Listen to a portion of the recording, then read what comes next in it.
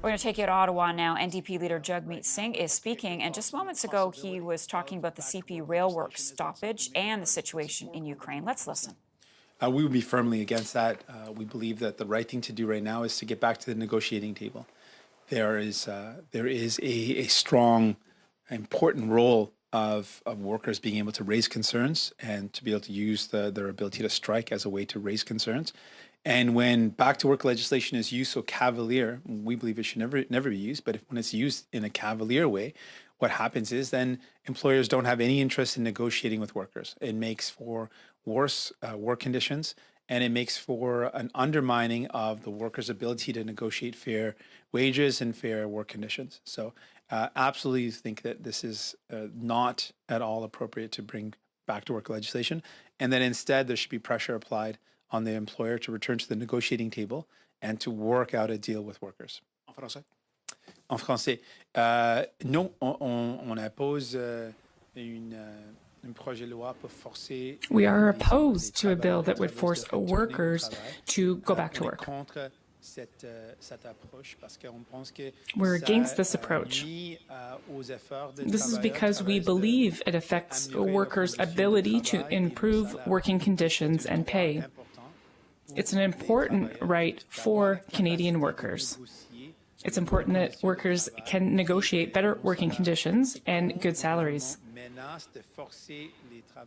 When a government threatens to force workers back to work, then really this hurts workers' capacities to be able to enjoy the opportunity to negotiate and bargain.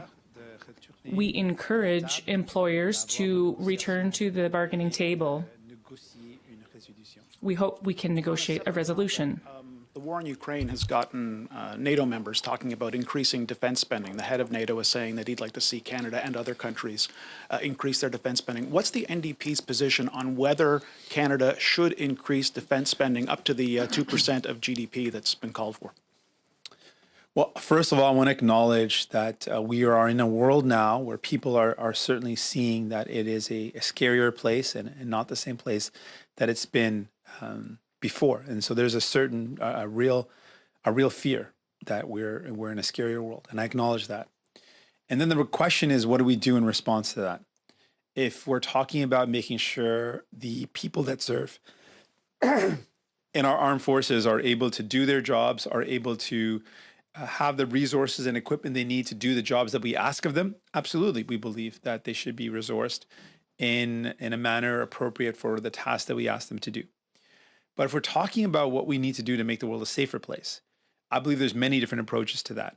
And the role that Canada has played, and I think the role that Canada has been the most useful at playing, is a role where we're promoting peace, where we're promoting diplomacy, where we are doing our part to invest in international development, to help countries get to a more stable and safer place. And our role in promoting humanitarian relief and support for countries that are struggling and for people that are struggling, and to do our part to offer that support here in Canada. That's the role that we've played historically that's been very effective and useful, and I believe that's a role that we should continue to play. And that's where I think we should put our resources. So are you in favor of more defense spending? I'm in favor of investing in the solutions to making our world a safer place that Canada has done in the past and can do most effectively. And that's humanitarian support, international development, and doing our part to invest in countries and people that need support and help. That's where I believe we've played the most effective role in the past and where we can in the future. Next question. Good morning, Mr. Singh. Bill Curry from the Globe and Mail.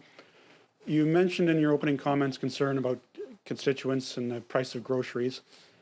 You're proposing a tax on grocery companies, so it's not surprising that they would probably say that if faced with such a tax, they would pass on that cost to consumers. So wouldn't your proposal make things worse for the person in the grocery aisles? What we're looking at is companies that in a difficult time are exploiting workers.